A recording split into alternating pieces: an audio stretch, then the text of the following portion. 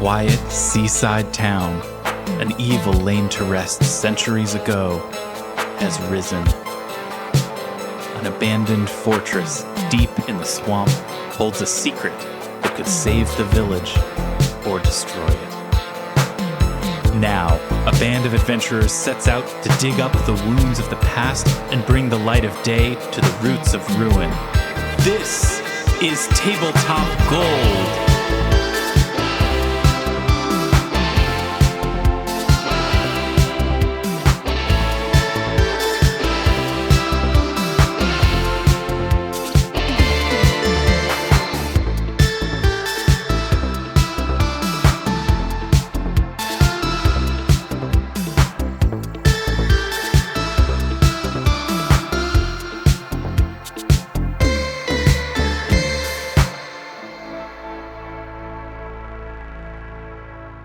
Hello, everybody, and welcome to Tabletop Gold. My name is Lars Casteen. I'm the host and the game master of this show. I believe I'm still called the Slab of Cod. That's because I have a mustache. That makes sense. And I am joined today, as always, by Zoe Chernicoff. Good today time. Good today time. David the Tin Man Chernicoff is here. Good that time, Lars. Thank you. Armat Humphreys is here. Good empty vault time, y'all.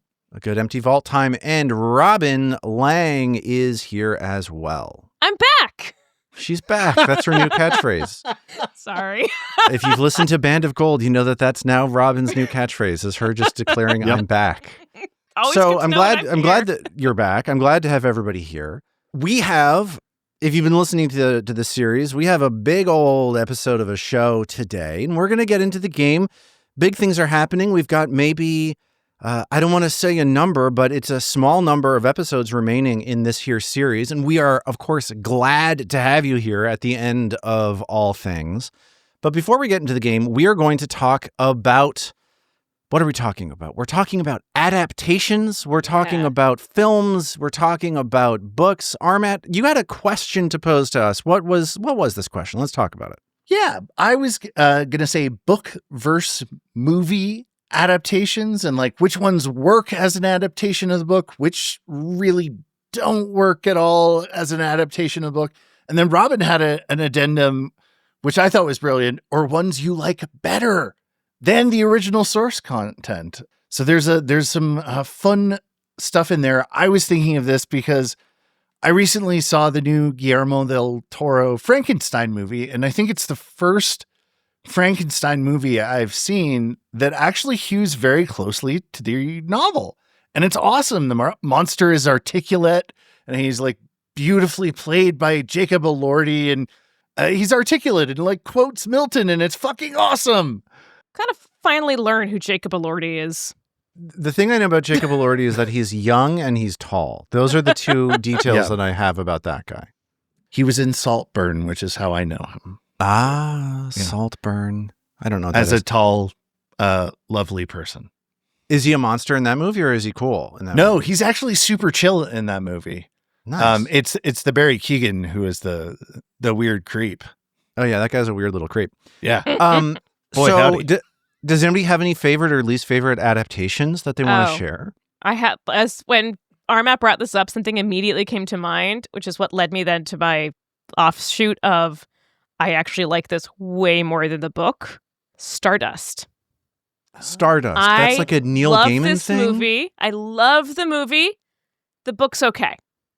What? Can you help me? Like, what is the movie? What is the book? So I don't know what you're talking about. It's a Neil Gaiman fantasy. Okay. And basically the main character in the movie, Claire Danes, she is a fallen star.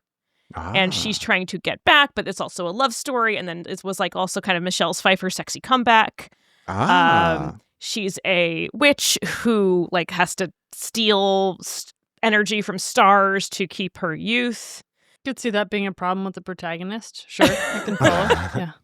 And so there's a love story, and there's also a kind of a mystery in there. And I feel like the movie pulled me into the world building of it a lot more than the book did. I found the whole plot, the changes they made to it, much more engaging. And the movie is just beautifully shot. Like it's funny. There's a great scene on a flying pirate ship. Well, okay. Now I'm in. Now I'm all the way in. Cross-dressing pirates. It's excellent. Okay. Played by Robert De Niro. Yes. What? And he Robert De Niro kills is a that delight shit. in this movie. Yeah. Bizarre. It just each scene, each like kind of step of their story is more over the top than the last, but in a really charming way. So that is my hot take on a movie that I like way more than the source material. Well, that's good to know because I'm looking at this poster and it looks like it's maybe one of the worst movies ever made. It looks horrible from the poster. Other people may hate it. Like I don't know that it's necessarily a good movie. I think I discovered it like while hungover in grad school, and it was exactly what I needed at that moment. And so maybe there's also a little bit of, feelings tied up in that. Yeah. Well, next week we can do movies that are better than their posters. I have a lot to say about that one. Yeah. I have two where I think are rare instances of the movie being better than the book, and then my absolute all-time least favorite adaptation because of some choices it makes. Wow. Should we do positive negative or negative positive? Which way? Let's should go we positive negative. All right. Both of the movies that I think are better than the books by a long shot are kids' movies. Okay. No, but I'm serious. Yeah. Mary Poppins, the original. Yes. Yep. Those books are Not nice. the They're movie kind is of mean. amazing. Yeah. Movie is tremendously good. Tremendously good and just like leaps and bounds better than the books, which are fine, but kind of just little slice of life things. The second one is, and this is, if you've seen it, I feel like, Lars, I'm guessing you have seen it and we'll agree. I don't know if our Matt and Robin will have. Paddington 2. Oh, yeah. So that movie's good. the best. Just an incredible movie. Great movie. And like, it loosely related to the books. It is a little bit more doing its own thing, but so like those books again are kind of like, it's that same era, I think, as the Mary Poppins books where they're like, there's just little, like each chapter is kind of a little standalone story and it's fine. And Paddington's Definitely perfectly this nice. old-fashioned British feeling of children misbehave naturally and need to be better. Right. Very like yeah. gentle conformity being pushed through. But And there's, I don't know, 10 or 12 Paddington books. Like if you've read 2, you've read all of them. And kids like his little childlike antics. They're fine. But the Paddington 2 as a movie, I don't know. It might be in my top 10 movies of all time. I agree. I love that movie. I'm right We've there talked with about you. that movie on the podcast before. Did we? Yeah. Oh, that's Oh great. yeah. And And then my general love of it. all-time, now to take this feel-good vibe straight down in the gutters, you guys picked the order. This was your choice. I told you Okay. she had a good one for this. Has anyone read the book Brooklyn? No, but that was turned into like a Saoirse Ronan kind of Yes. movie. So Saoirse Ronan, lovely actress. The performances in that generally good. At the end of that book, I won't give spoilers.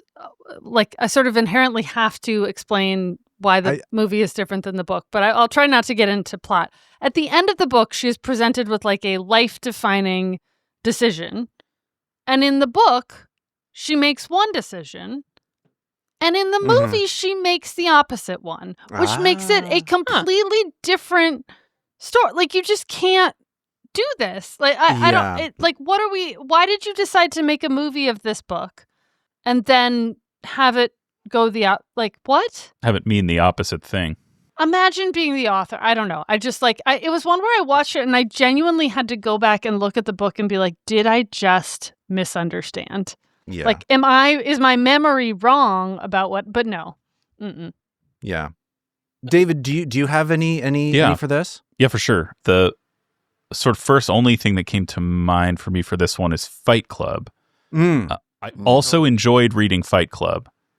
I think the movie is maybe, I think that movie is incredible. And there's something about the way it works as a movie that I found sort of more viscerally interesting. It may be that just I read the book after seeing the movie, and so I already knew the reveal. But I think that I just like the movie better than the 8 out of 10 for the book, 9 out of 10 for the movie kind of thing. But yeah, well, I feel like that movie is like a classic. Like that movie is a very well regarded movie, and I feel like that book is a book. And everything else I thought of was a joke. So My answer to this question is not helpful, and that it is. I'm having trouble imagining any book I would rather read than watching any movie. I would rather watch a movie, basically, anytime. There's no books from your childhood that when you saw the movie adaptation, you were like, "How dare they?" No, not really. I think it's cool that movies have like pictures that move around on the screen. They're kind of overrated. I really like that there's music that plays during them. I don't know. I just really like movies. Books don't have as many hot people. That's true. And my imagination is only able to conjure like 6 out of 10s at best. So it's just not working. They have no chemistry. Yeah. I mean, the ages of your children, I think, affect one's appetite for reading long things. Yeah. No, I mean, reading is obviously really cool and you should read more, but I just really like movies. So that's my answer. But come on, there are some movies that you're like, this was a waste of time. Yeah, but a book takes so much more time to read than a movie does to watch. If a book is good and you're glad that you read it versus a movie which feels like a waste of time, is it a picture book? There's got to be some balance there. I'm often, when I get to the end of a book, I'm often like, they could make a sick movie out of this book. I thought you were going to say, like, you know how like this meeting could have been an email? Yeah. I thought you were going to say you get to the end of the book and you're like, this could have just been a movie. It would have been so much quicker. I'll give you a book that I like more than a movie. I did it. I came up with one. Okay. The Remains of the Day. The novel Remains of the Day by Kaleidoscope. I think is like one of my favorite experiences reading that book, and I think that movie is fun. That book is like staggering. Yeah. So there you go. I think most of his books, are better than the movie version they've ever tried to make of them. Yeah, it's the only thing wrong with him as an author. They really need to step up his movie game so I can start enjoying more of his works. Zoe, how legit am I being super annoying to you right now? Am I being very annoying and annoying right now? It's antithetical to almost everything in my being, so I don't know. Is that annoying, Lars, or is it something much, much deeper? Okay. Wow, they're already at it. We haven't even started the encounter. Wow. I thought it was something else, and then I realized, oh no, it's just that Zoe actually likes books. She really loves books. And you know what I really love is adapting. What'd she say? I said I'm pro books. Pro books. It's a bold take. It's a bold position, and I'm sure you'll find, a lot of people who think that my take is bad to agree with you. For a hot lady. Yeah. Hey, what do you say we get into it? Let's play our game. What do you think? Sure. I think Zoe's a hot lady. You know what else is hot? Our game. Belcora's dead body. Speaking of adaptations, our show. Right. Okay. Do you think there's anyone who prefers the books with the adventure path in it? Probably. I don't know. Okay.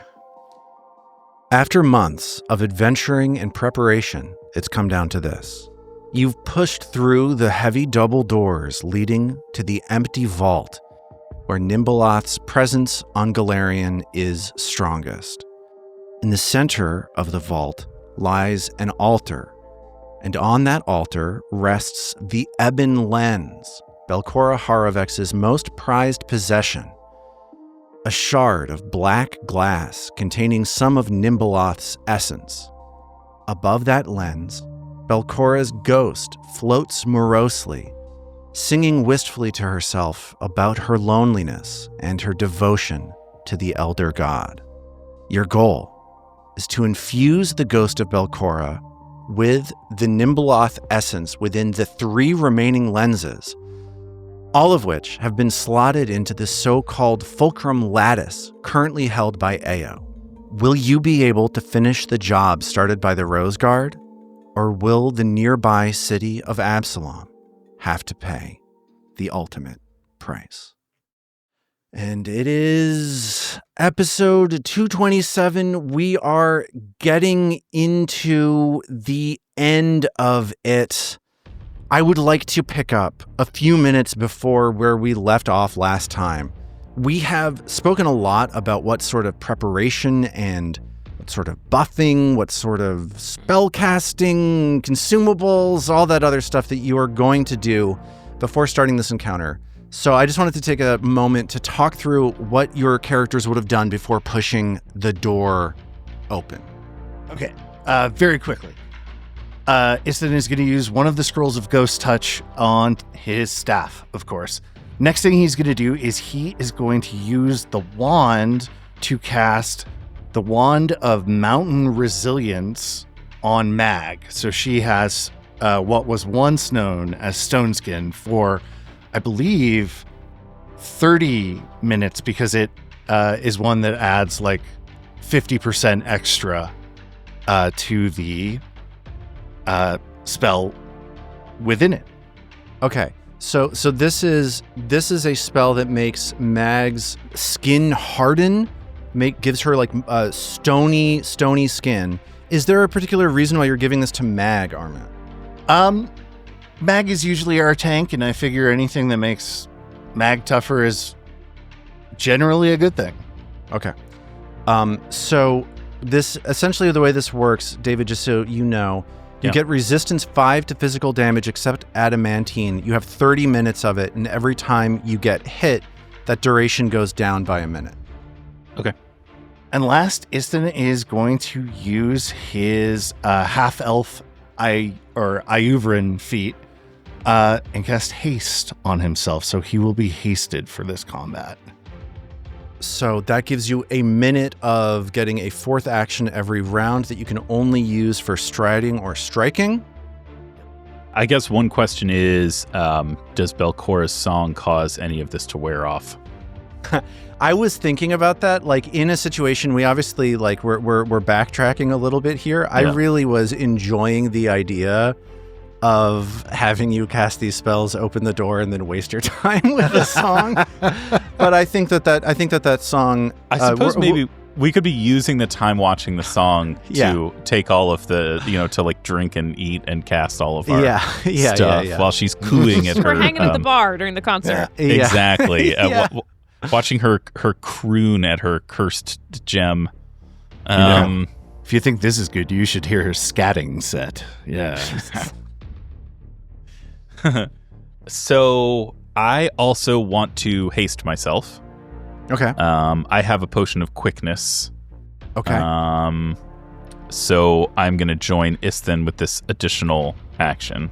That's going to give you enough to cover 10 rounds of combat. Yes. I have a Cheetah's Elixir, which I originally, I think, might have grabbed for myself prior to the Ravarex fight, which just gives me like plus 10 feet to my movement for the next hour. And then the last thing that I have is I have a dust. I guess I have some other things that might come up in combat, but the last thing that I have that's possibly a before thing, I have Dust of Disappearance on my person, which activating the dust by sprinkling it on yourself or a creature within reach casts a 4th rank invisibility spell with a duration of 1 minute. Yeah. And I am keen to make Ao invisible. Ooh. Okay. Fancy. So I don't want to break the encounter or anything, but is it possible to make her invisible before we enter so there only appear to be 3 of us, and she might be able to sneak up and do some stabbing and investing with or stealing the of the fulcrum lens. lattice. Nice. So I just want to address the stealing of the lens. When you see Belcora in this room, you have enough information. You have read her journals. You know that she is infused with that lens. So we just have to like stab an infuser with the other ones to make it all 4. We're not going to have to put that one into the fulcrum lattice. Yeah. Okay, so Mag then sprinkles this invisibility powder on Ao, just to give you like a primer on invisibility. This is 4th rank invisibility that this powder does, this Dust of Disappearance. This is the invisibility that has a shorter duration but does not end when you do hostile actions, right? There's lower rank invisibility, which is the one that lets you sneak past, but if you get into a combat, if you hit somebody, then you pop back into appearance. This is not that. This is... you can do hostile stuff and you remain invisible. The deal with invisibility is if Ao takes the sneak action, which is to move half of her speed and then do a stealth check at the end of it, She will go from being hidden to being undetected if she succeeds on that check. That means that Belcora won't know where she is. If she's just striding around, she'll be hidden from Belcora, which means that Belcora will be able to hear her, but anything that targets Ao specifically is going to have to pass a DC 11 flat check. So if Ao sneaks, she's undetected, Belcora doesn't know where she is, and if Ao just strides, then we've got the DC 11 flat check, which is also great. Do you get what I'm saying? Yes. So she's gonna have to approach slowly, basically. She's not going to have to, but if she does, Belcora has a chance to not know where she is. Right. If she doesn't, Belcora will be able to know what space she's in, but will need to pass a DC 11 flat check to target her effectively. And if she moves and Belcora knows where she is and she sneaks after that, Belcora continues to think she's in the prior spot. Yeah, pretty much. Or Belcora is like, I don't know where she is. If you successfully sneak while invisible, you go to being undetected rather than hidden. Hidden is they know where you are, but you make a DC 11 flat check to target them. Undetected is you don't know where they are, and you have to guess. Right. Does anyone need ghostly touch on a weapon? I got mine with a scroll, but thank you. Right, you've got the scroll. Does Mag or Ao need Trill to cast ghostly weapon? I now have a ghost touch rune on my Earthbreaker. Okay, so Earthbreaker is good, but then you don't need it on another one. You'll just use the Earthbreaker. Yeah. I have Ghost Touch on my hand wraps, but I guess could use it on Chompers? Maybe on Chompers. Yeah. Chompers has got Ghost Touch on it. Oh, Chompers look at me. does? So Chompers Troll doesn't even need does. ghostly weapon anymore. Why do I still have this if everyone else has Ghost Touch on all of their... Well, the Armet bringing a scroll end arounded that, which just means you got more spell slots to work. Great. Fabulous. Okay. Trill moves some things around into her wig. So in her wig now, she's got the Scroll of Clear Mind and Scroll of Cleanse Affliction, just in case, so easier access. Okay. And I think she's also going to, just in case, put Whispering Reeds at easier access. And then I have this Red Dragon's Breath Potion that she's never used, so use it or lose it. So she's going to get ready to breathe some fire should she need to. So the deal is you use it now. Keep it in your inventory, please. You use it now for an hour. You can unleash a Red Dragon's Breath weapon. It is a 4d6 fire damage and a 15-foot cone with a DC 23 reflex save attached. And so there you you go. only do it once, right? Nope. After you use the breath weapon, you can't do so again for 1d4 rounds. It just sticks around for the hour and it recharges. Yeah, so I think that's all of Trill's prep. She's got her spell slots. All of the other stuff is kind of useless at this point in the game, in the campaign. Zoe, do you have any thoughts here on what Ao is going to do? Because Ao is going to be kind of your front liner on this fight because she is the one with the fulcrum lattice. Do you have any requests? Anything you want to do? What do you think, Zoe? I'd like to be able to do whatever I want without consequences, Lars. Okay. I'm here for that. Yeah. I So support it. I'm invisible with some caveats, but thanks to David on that, I got all these ghost touchy things. I believe we have. I don't think they're showing up in my bag. Yeah. I've got the dragon's blood pudding, but we have some yummy things from the kobold, so I think I want to cram some food in my face. Yeah. So you got a couple different things in your most recent visit to the kobolds, to Kutsun and DM Zimkork.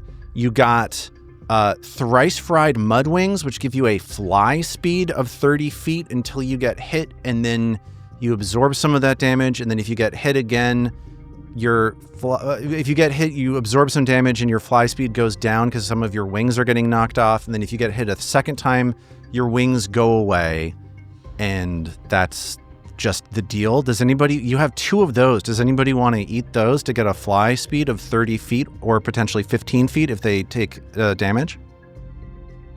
I want to eat one. Okay, cool. So I feel like Mag should eat one. Yeah, it should be able to fly if I need to. I will, for the sake of making this easier to track, I will put one of these in Mag's inventory, and I will put one of them in Ao's inventory.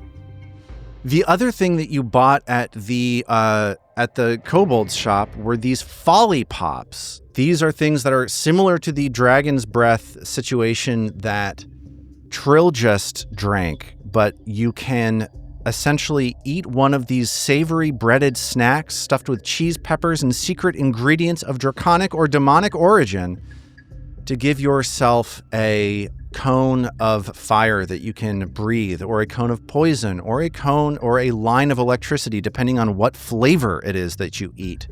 We have 4 of these. Would anybody like to eat any of these?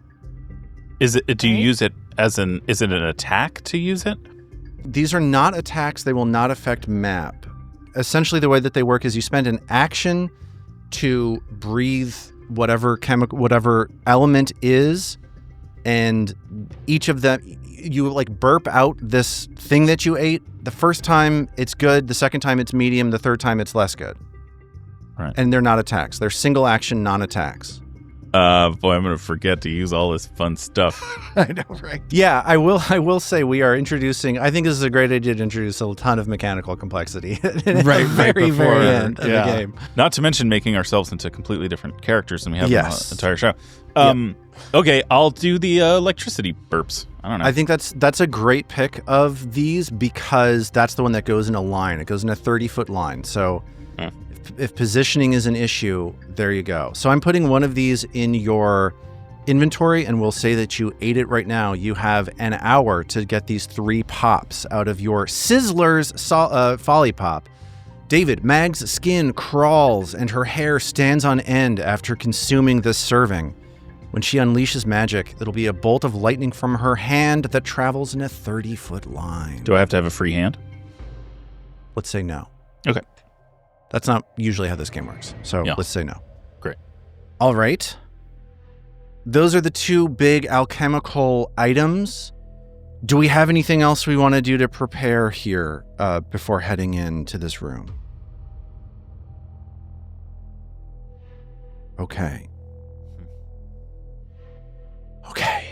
It's very exciting. It's very interesting. I kind of can't believe we're about to do this. I know. Crazy. It's happening. So you push this door open and you hear Belcora singing this song. Just to remind you, this room is very, very large. I'm going to try to zoom out on the camera if you're watching the video so that you can have like a better sense of kind of what it is that the party is able to see here.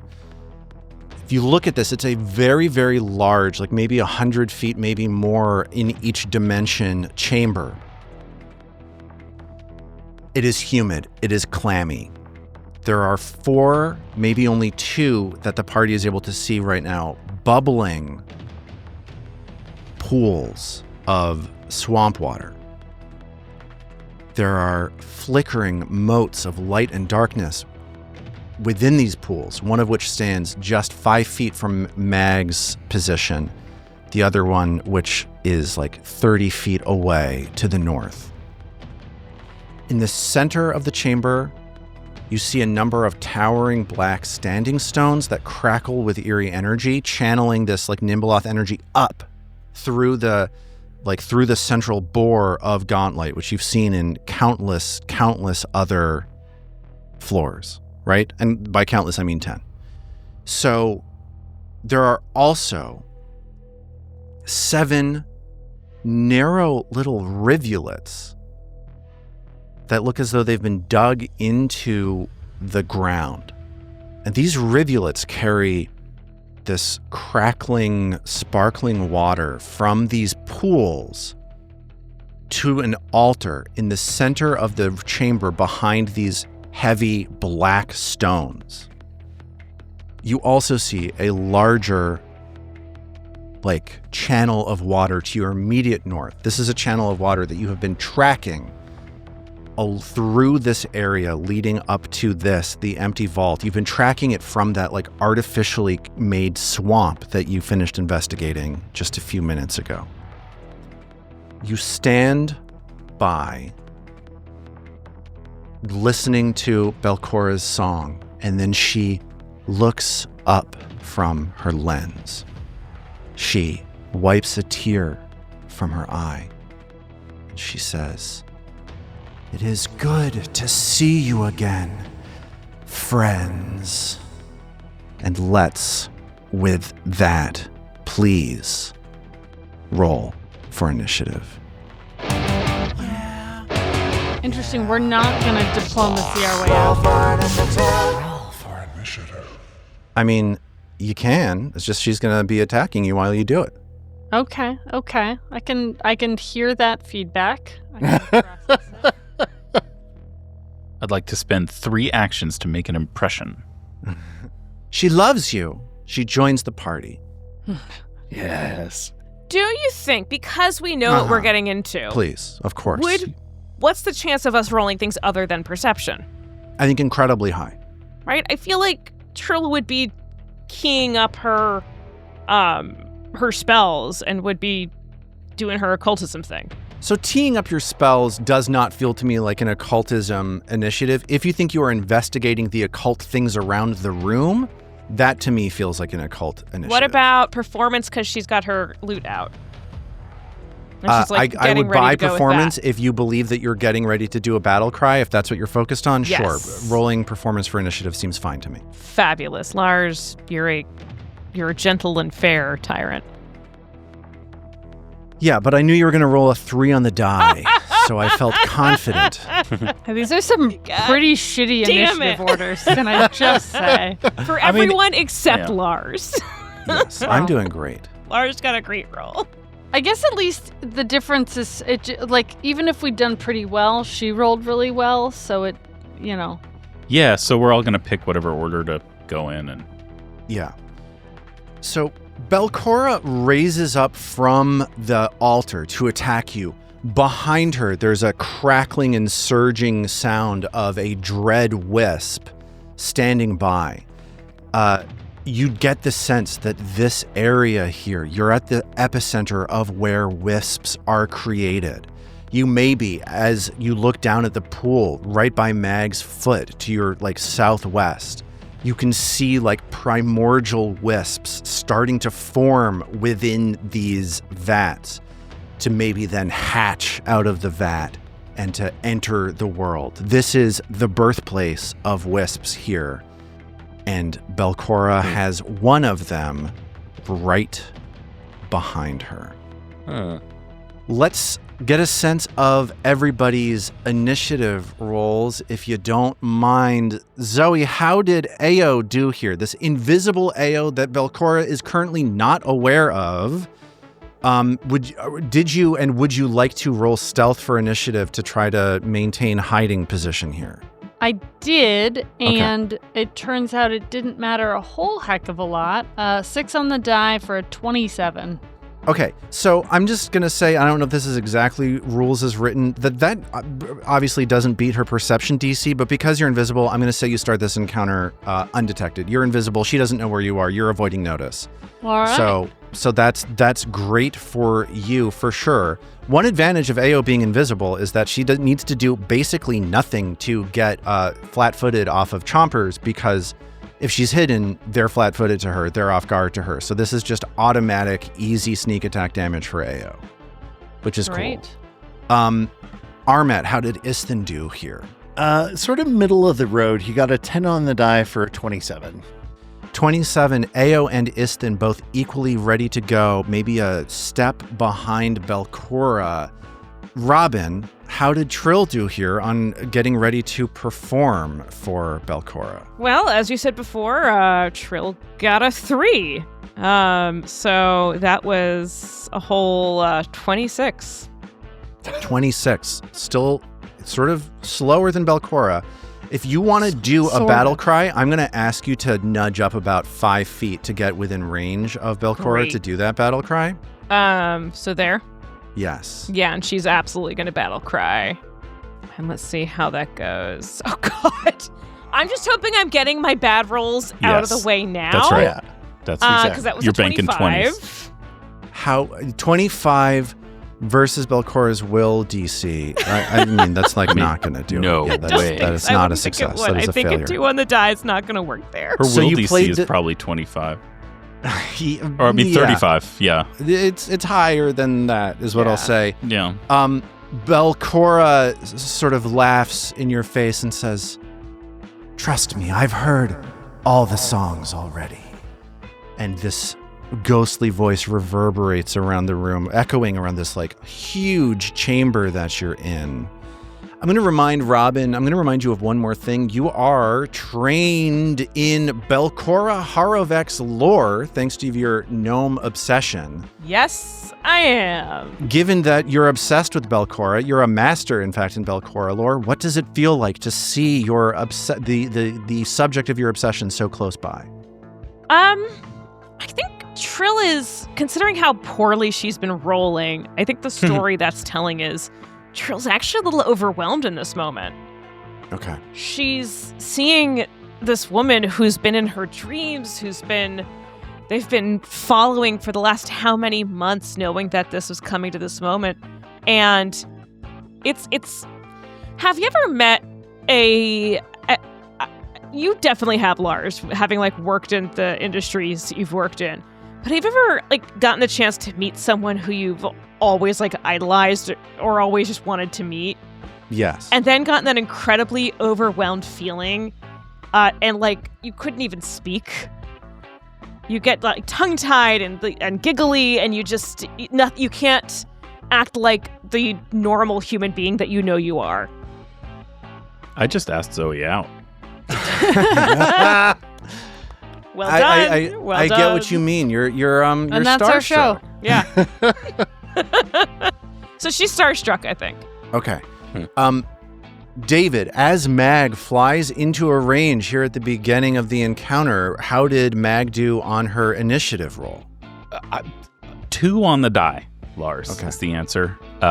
So I'm all the way at the end, at the bottom of the order here, but perhaps similarly to Trill, just Mag's, breath has caught it.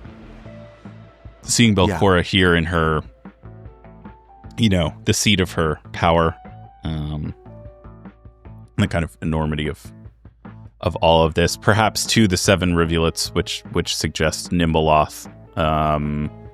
This is the spot that Nimbleoth touched, and that being, the origin of the cursed swamp life that has so tormented Mag from the outskirts of town. So I think this is just a lot to take in. I also just want to say it's like pretty badass to think of Belcora's song, like the final echoes of her song receding, and then Trill stepping forward in front of the party to do this battle cry, and like the echo of the song coming out, and Trill's voice rising to do the battle cry. So, regardless of the mechanical result, that's just like a very cool face-off moment. For sure. I totally agree. Yeah. And as Trill's battle cry joins the crescendo at the end of Belcora's song, we are going to jump into round 1 of this encounter here in the empty vault. The party of Trilphus Huddleup, Magdalruna, Lacewing Skullcrusher, Isthanavel, Valis, and Eo Yukio against Belcora Harovex and yet another Wisp. Belcora is first up. She flies through one of these stone walls, one of these rocks, to get a good like vantage point on the 3 of you that she is able to see. She is going to start things off by saying, "Where's your friend? I was hoping she would get the chance to enjoy a little bit of real magic." And she blasts out a 30-foot cone. Let me position myself just to make sure that I'm like totally in a good place to hit the 3 people that I know I am in combat with. This is a 30-foot cone that is going to attempt to fill everybody within this cone with a sense of crushing despair. I need everybody within this cone, which includes Ao, even though she doesn't know Ao is there. I need everybody to make a will save, please. Hey, Lars. Yes. Was this an auditory? Does this spell with an auditory trait? No. Damn it. Mental spell. Damn it. I tried, y'all. What if we don't want to feel despair? Then you should roll high on your check. Okay. All right, Lars, I mentioned I had one other goodie that might come up in combat. Yeah. This is it. Okay. There is an iron medallion attached to Mag's armor. Yeah. The trigger to activate it is attempting a will save against a fear effect. And I'm supposed to use it before I have rolled. Yeah. This is not a fear effect. Oh. Well then, hopefully someday there will be one. Get ready. There might be. Yeah. For Hang tight. some reason, there was something about the word despair that made me think of fear. But, despair is sadness, totally... not fear. Yeah. This is a spell that's making you sad, not a spell that's making you afraid. Yes, it do be like that. Okay, let's get you... Okay, my DC was a 33. Let's go down. Istin, how'd you do? Did you succeed? That's a 33. And I think my save gets knocked up on a will save to a critical success. On a success. Okay, Istin is unaffected. Ao, how did Ao do here? Ao got a 27. Okay, so this is a failure for a... Okay, harsh. I'm right here, but that's okay. fine. For a minute, you can't use reactions, and you need to make a will save at the beginning of your turn. If you fail, you are slowed 1 for that turn. Oh. Whoa. Which is tough with the Fulcrum Lattice, which takes 2 actions to inject into Belcora. And I'll talk about the Fulcrum Lattice in just a moment, just to reiterate those mechanics. Trill, how did Trill do on this? Well, Trill got a 21, and knowing that it's a 33, so that would be a crit failure. I'm gonna use a hero point to reroll that because I feel like starting off the battle with that kind of ankle breaking debuff would be really Sure. bad. I agree. That's why I did it. Oh, gee. Oh, boy. Well, it's better than a 2. Oh, God, I haven't rolled above a 4 yet today. That was a 23. 23 is still a critical Still a failure, critical unfortunately. failure. So this means that Trill, for a minute, has no reactions and is automatically slowed for that minute. She doesn't need to make extra saves at the beginning of her turn. She is just slowed 1. So that's 2 actions per turn. How This is bad. how did Mag do on this one? Mag also critically failed it. It was only a 6 on the die. It was the same 21 result as Trill. Now I'm already hastened. Yeah. Or quickened. So if I lose the action, I go back down to my standard complement. I think I probably should hero point this, but it's not quite as devastating. What's the other bad thing that happens? You're slowed. lose Oh, no reactions. reactions. I think I'm probably going to want reactions in this fight. I could see Okay. that. So I'm going to use a hero point. This is going to take a high roll from Mag. 15. Oh, it's a 33. So, Jesus, I'm going to need a 16 to... I guess I could avoid the crit failure. You could. All right, do you what the think? hooey. Here we go. Okay. That's an identical roll. Another 6 Okay. for a 21. So Mag becomes slowed 1. The quickened and the slowed, those take away an action, give an action. Mag is looking at 3 actions on each turn, but 0 reactions as Mag, Trill, and Ao in various degrees of badness start feeling overwhelmed by despair and sadness. This was a bad place for you to come to, and this is where dreams go to die, it seems. That Fun. is, I So far. believe, it for Belcora's turn, and it's going to be Isthin's turn. Isthin is quickened and critically succeeded on the save against crushing despair. He is your most capable party member at the moment. What is Istin going to do on this, his first turn? Can I ask, is this difficult terrain, the channel of the swamp water going out to the other outer chambers? I think that this channel of water, I believe, is water. So you're going to have to like leap over it or swim in it or whatever. So I think it's worse than difficult terrain. It's going to soak up actions. Okay, no problem. Let me just quickly call up the quick jump and assurance rules here. But I think what quick jump allows me to do is I will stride up here, use a quick jump to leap across because I have assurance. And I think that leap, that's a standard leap that you just did. Anybody can do that leap. Like, nobody needs to make a check. That leap of Istin leaping 10 feet across this channel of water, anyone can do that. Well, it's quick jump lets me do it in one instead of long jump. Then he is going to spell strike on Belcora. Okay. And he's going to use Draw the Lightning. Okay, Draw the Lightning.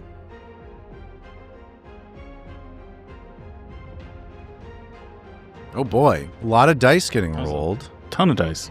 Yeah, so that is a 40 to hit with the staff. That 40 to hit is a critical hit on the dot. Oh, Awesome. Nice. it's a hefty armor class. Yeah, that's good. So that's 22 bludgeoning damage, ghost touch. Okay, 22 ghost touch bludgeoning damage. And then it's 30 electricity damage, and she needs to make a DC 28 basic reflex. Okay, she gets slammed into by her ghost touch staff, rolls a 29 on her reflex save. She's quick. She dodges out of the way of this electricity, and that's going to be a success, but not a critical success. So half no, damage. a failure, but not. Wait, I'm confused. No, it's a success, but not a critical success.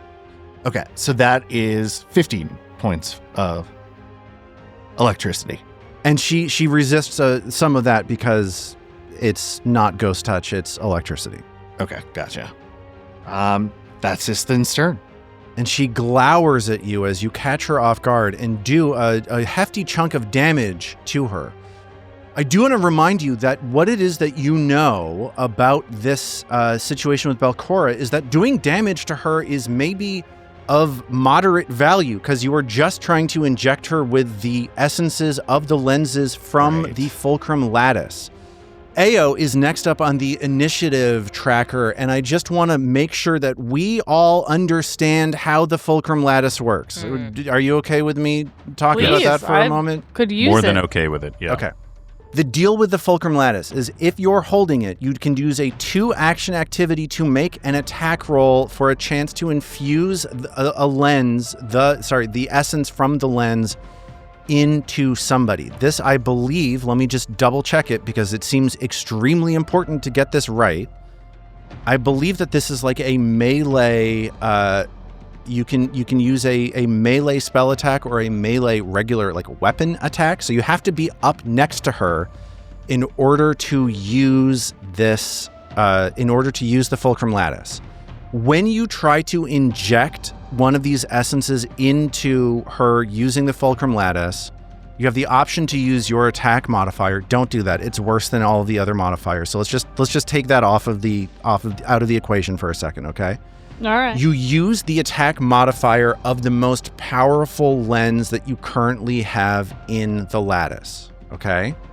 The ochre lens is a plus 21 to attack, the emerald lens is a plus 20 to attack, and the crimson lens is a plus 18 to attack, okay?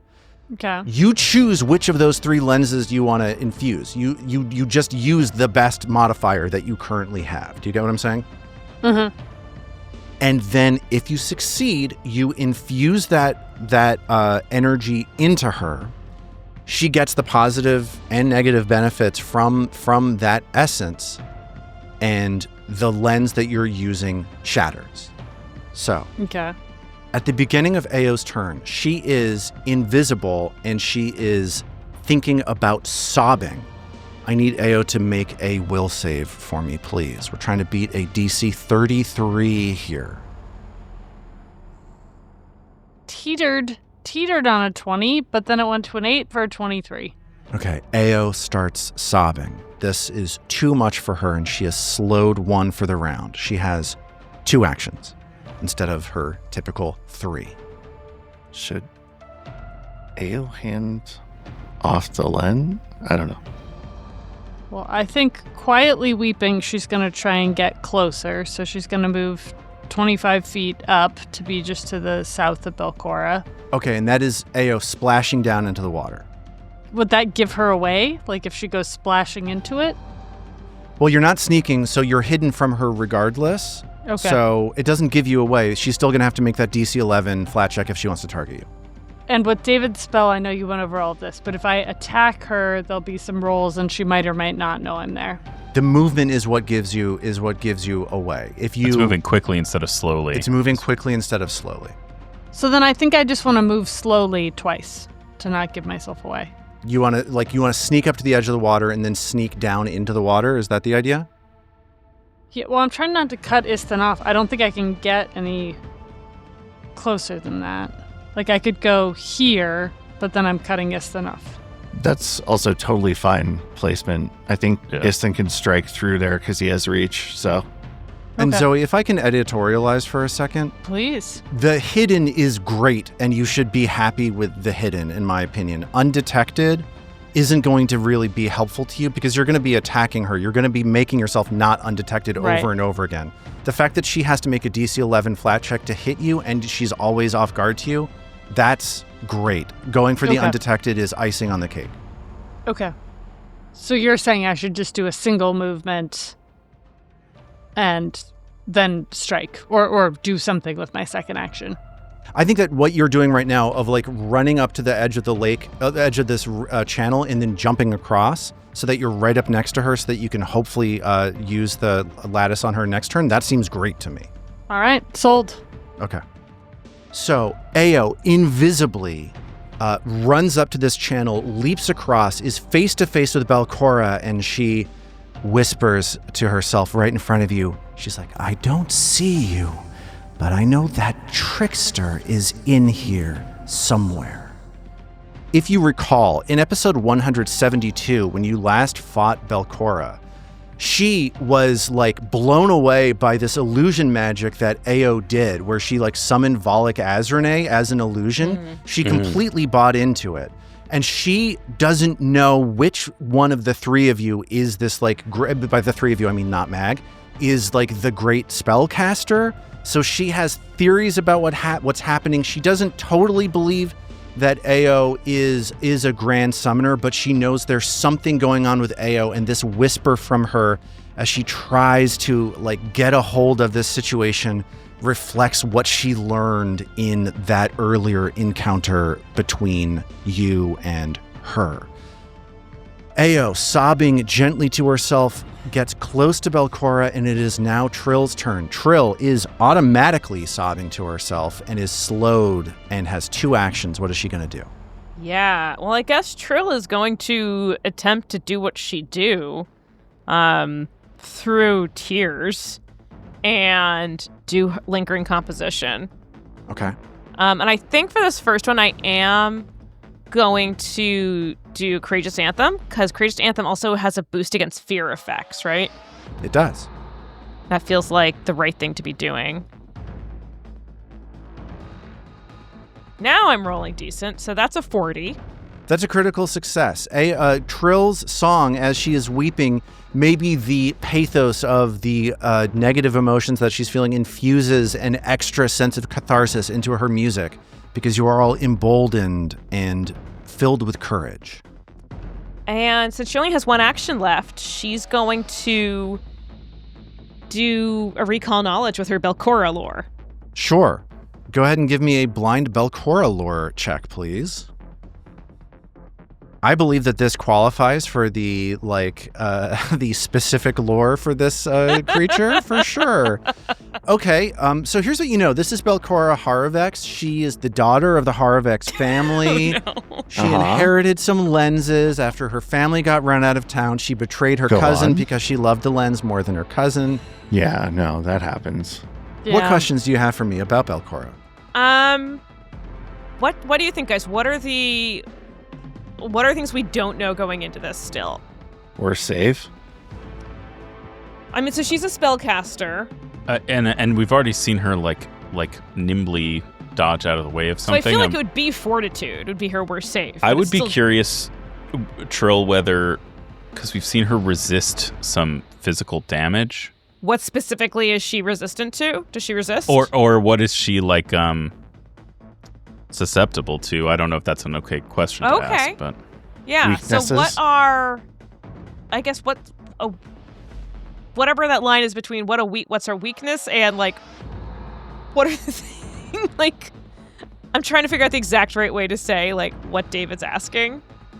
Is there a damage type that she does not resist? Yes, there we go. Yeah.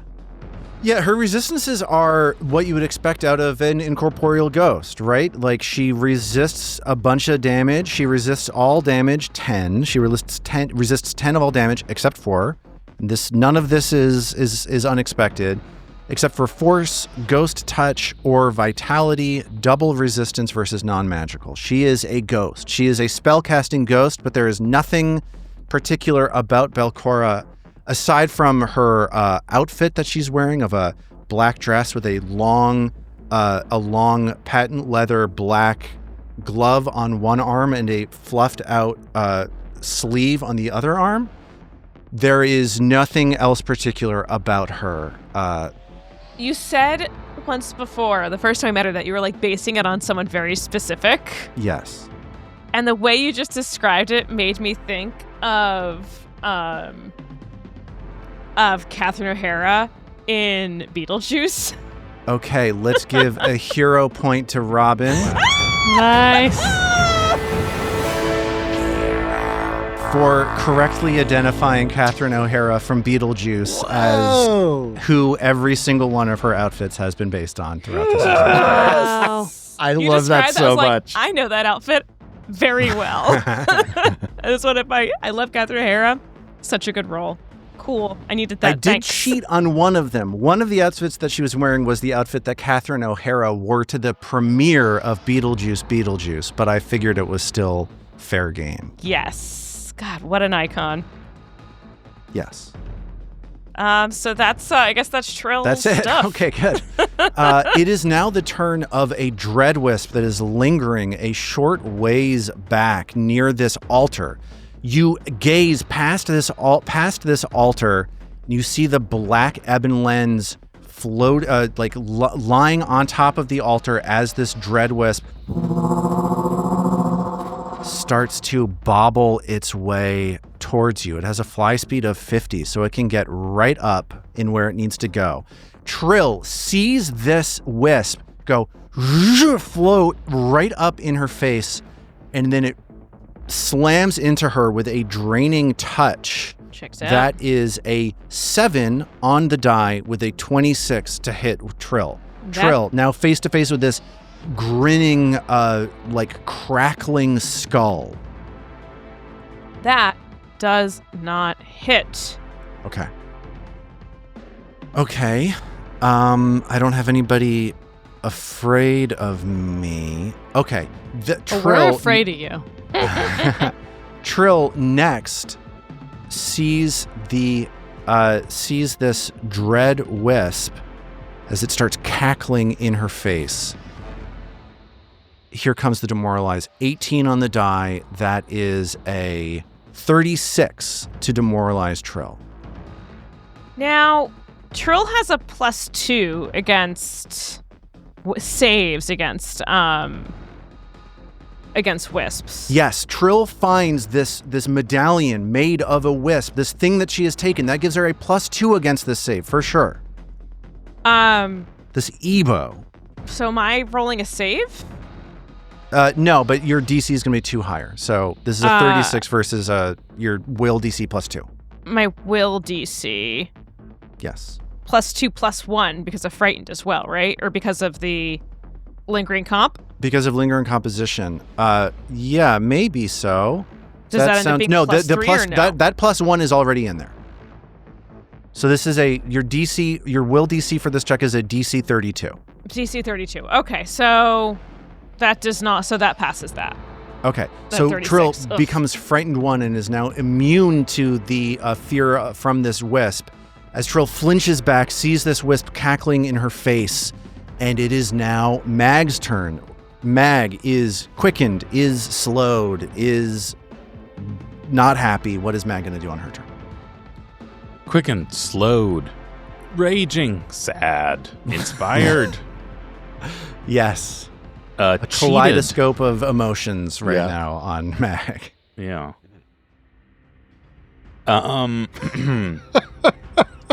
Sorry, that just was funny.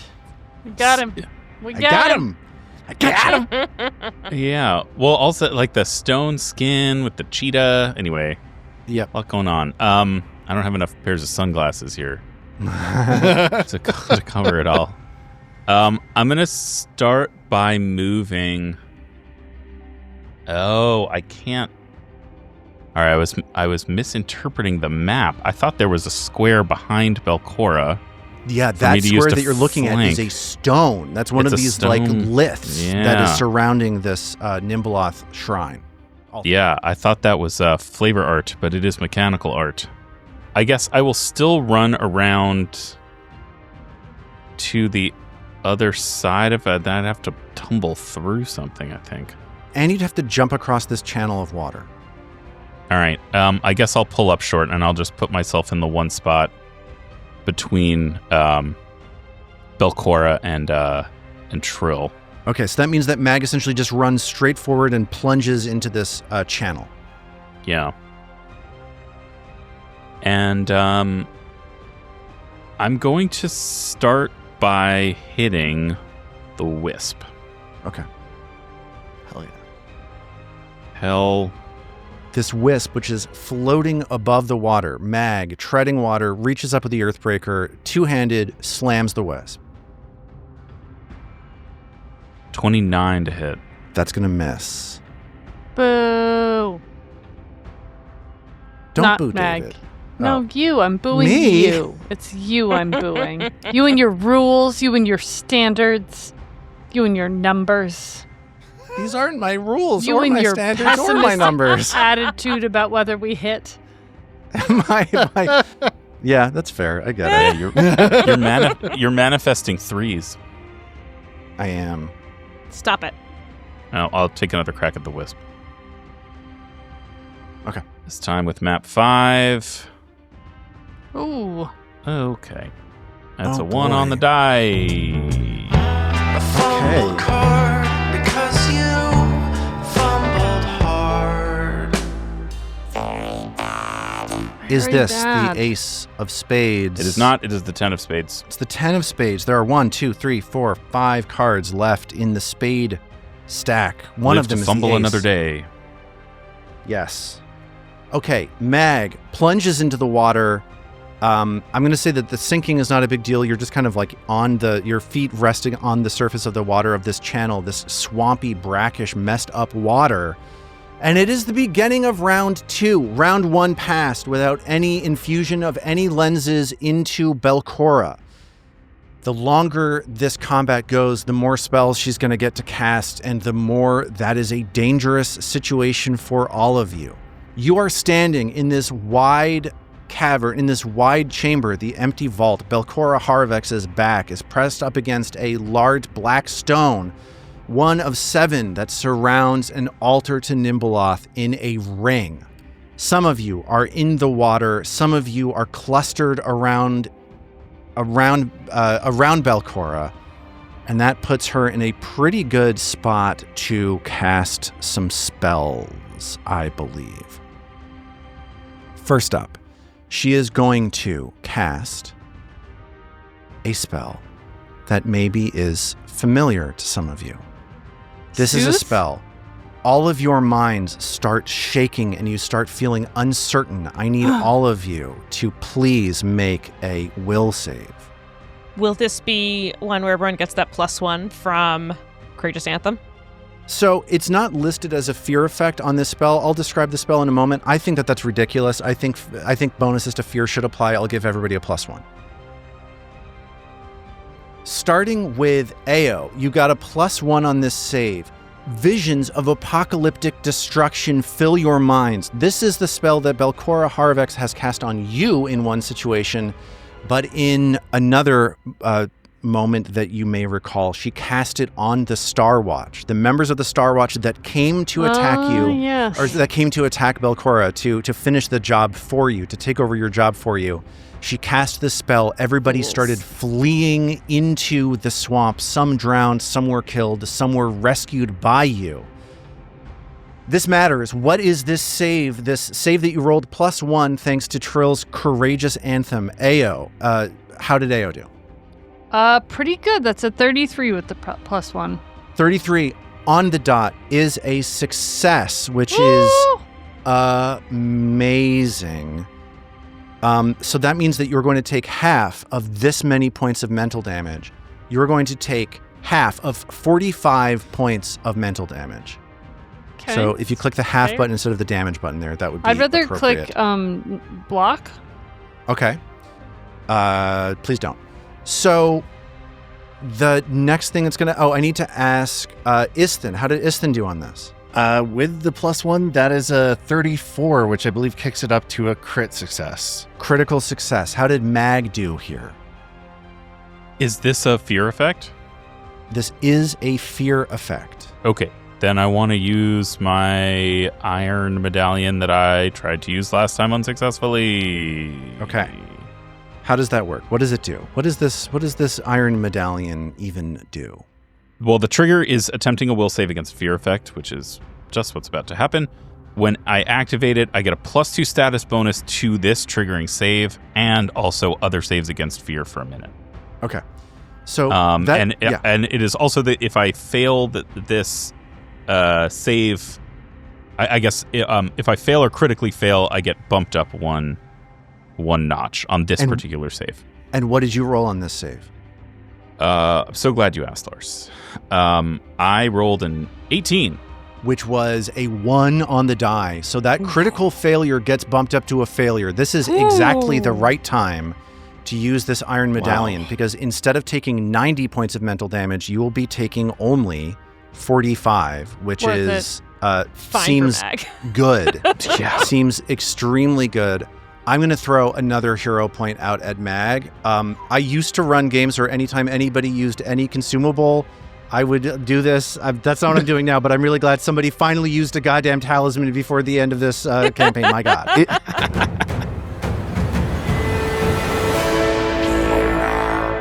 Love it. And then how did Trill do on this save? So Trill rolled a 37, which makes it a 38, which would be a success. But I finally remember, this is finally a chance where she gets to use one of her feats, which is Performer's Heart. And when you roll a success on a will save, you get a critical success instead. Fantastic. Awesome. So Trill is unaffected. David, I want to tell you one more thing. This is not something that Mag would know, but I want you to know it.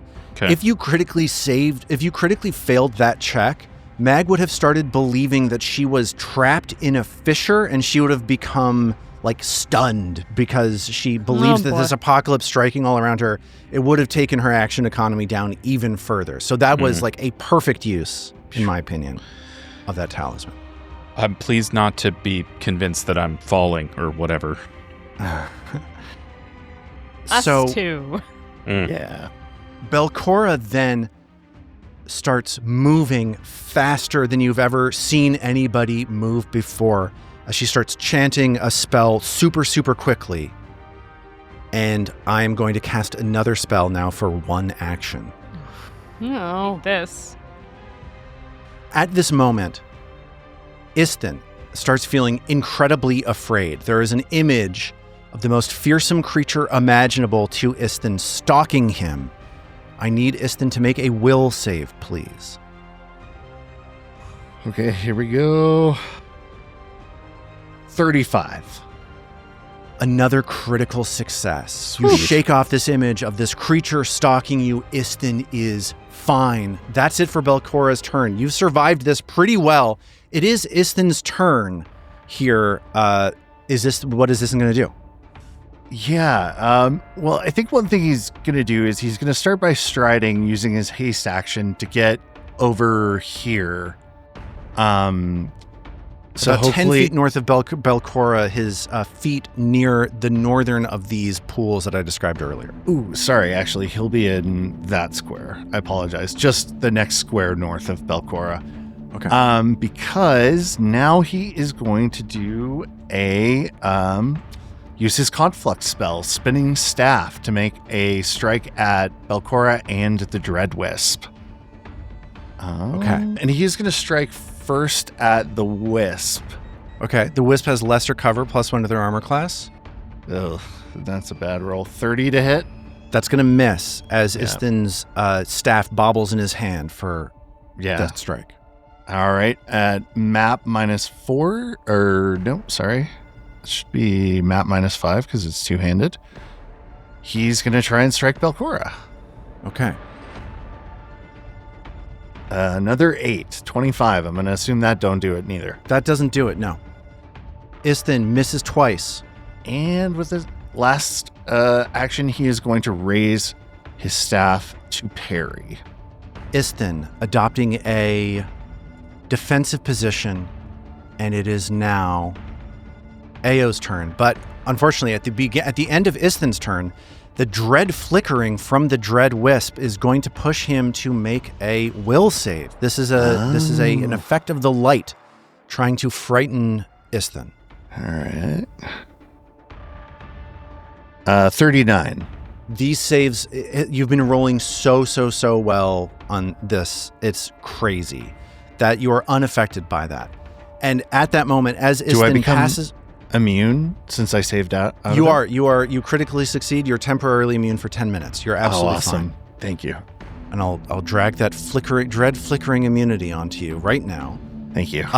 Yeah, that dread flickering automation. I don't know if this is that exciting. One of the people in our Discord, Rigo, made this thing that just helped us automate that thing, which is really cool. That's awesome. Yeah, super That's cool. cool. Thank you, Rigo. Shout out to Rigo. It is now Ao's turn. Ao sees Isthin slip by her. Ao is invisible. Ao is face to face with Belcora Harovex. Ao is gripping the fulcrum lattice in her hands. At the beginning of Ao's turn, I need her to make a will save to see if she is slowed for the round. That's a 16 on the die for a 31. Okay, All right. The DC is 33. Ao is going to be slowed a lot of the time Jeez. on this encounter. Jeez, my weak build coming back to get me. It is a 2-action activity to inject one of these lenses into Belcora. Would you like to do that, Zoe? AO wretches. Yes, I would. Okay. This is going to be a plus 21 to your strike. I don't have this automated. You're just going to be rolling a d20 and adding a 21 to it. Okay. That's from the ochre lens. If you're going to inject a lens into Belcora, which one are you going to inject? I think the ochre lens, right? So if Isn't you do there that, one then that you makes lose her that the- plus 21. Isn't there one of them that two of them basically help her and one of them basically hurts her, I think. The green one, I think, is the one that has that debuffs. That's the emerald. It's going to do not much to her. It gives her negative healing and some other stuff. Oh, and she already has that. But she the already other has ones help in various ways. They improve your.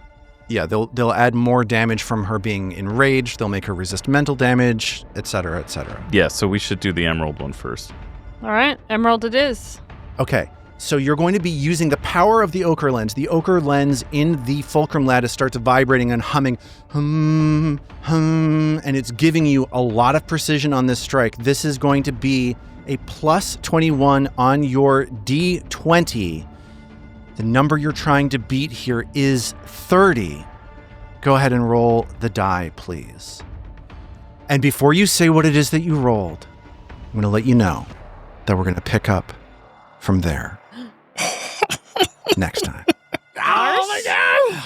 Lars, if you don't let me gut this vault and make it my own, I will go insane and I will take you with me! Wow.